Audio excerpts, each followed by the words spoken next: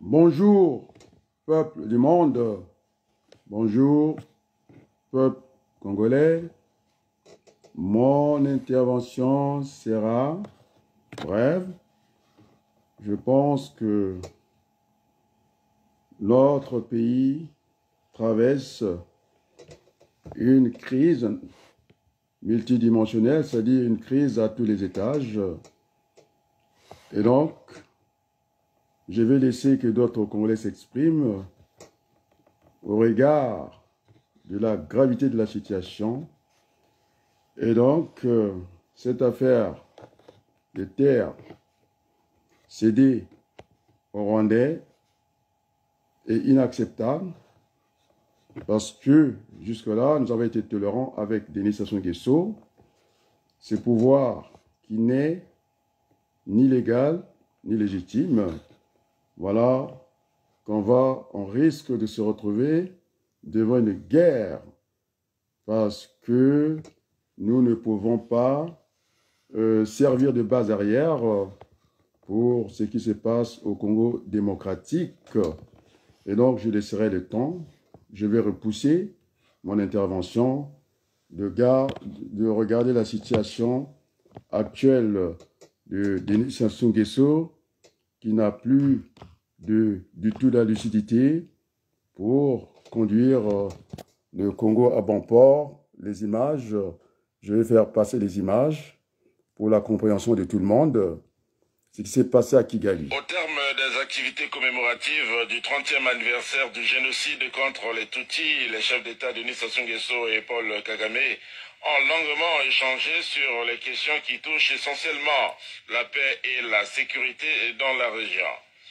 À sa sortie des entretiens, le président Paul Kagame, visiblement satisfait des discussions qu'il a eues avec son homologue Denis Sassou Nguesso, s'est refusé d'être volubile à notre micro. Our discussion was about solving problems. Nos discussions portaient sur le fait de trouver des solutions aux problèmes. And I think we have solved a number of them. Et je pense qu'on a trouvé des solutions à déjà un certain nombre de Not problèmes. between us because we have no problem.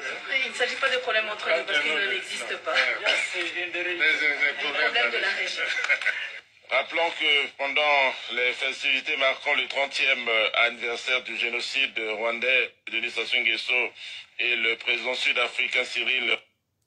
Merci beaucoup. Tout le monde a pu mesurer la gravité des images. Et donc, il y aura assez rapidement une assemblée générale extraordinaire pour aller vers ce dialogue national inclusif. Parce que vous voyez dans quel état se trouve Denis Sassou Nguesso. On voit tout de suite que les manettes sont transférées à Kigali. Quelle arrogance, quelle condescendance. Et donc, chacun de nous prendra ses responsabilités devant l'histoire. Et j'invite les doyens assez rapidement d'organiser cette AG extraordinaire. Le professeur Ouabari, Bodès Boukadia, le ministre Maleka, le ministre Koukabene, et puis moi-même au niveau de cette, on va dire au niveau de ce bureau, en tout cas pour préparer les assemblées générales à Paris pour aller vers cette conférence nationale bis qu'on appelle un dialogue national inclusif.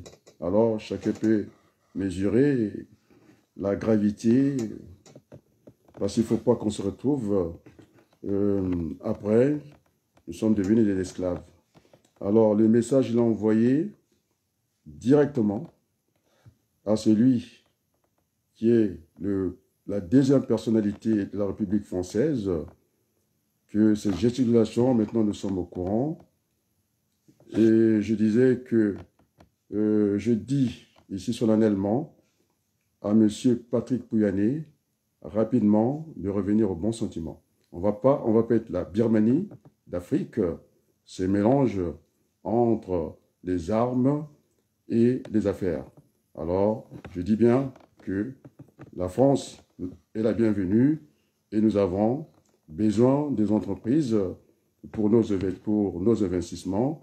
Et donc, je crois terminer ici et merci beaucoup.